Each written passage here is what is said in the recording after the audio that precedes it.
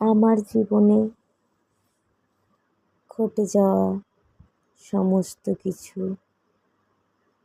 যদি আমি দিনের পর দিন ব্যক্ত করতে থাকতাম, তাহলে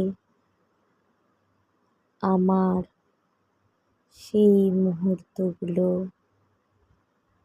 যেগুলো ছিল আনন্দের, যেগুলো ছিল কষ্টের,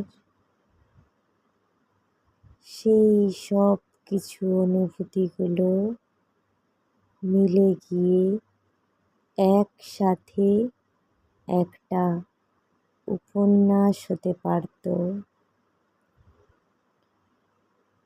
সেই উপন্যাস সবাই পড়ত আর মনে মনে ভাবত, কি কঠিন পরিস্থিতির মধ্য দিয়ে গেছে মেয়েটা।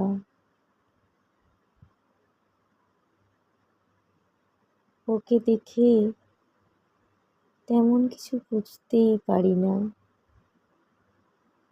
কি সুন্দর স্বাভাবিকভাবে কথা বলা একটা মেয়ে, কখনো হাসির কথায় হাসছে, কখনো দুঃখের কথায় দুঃখ পাচ্ছে। তার দৈনন্দিন কাজগুলো করে যাচ্ছে, যেখানে যা দায়িত্ব কর্তব্য পালন করে যাচ্ছে। এই মেয়েটাকে দেখে বোঝার উপায় নেই যে তার জন্ম থেকে এখনো পর্যন্ত কি বিচিত্র সব অভিজ্ঞতার মধ্য দিয়ে গেছে মেয়েটা।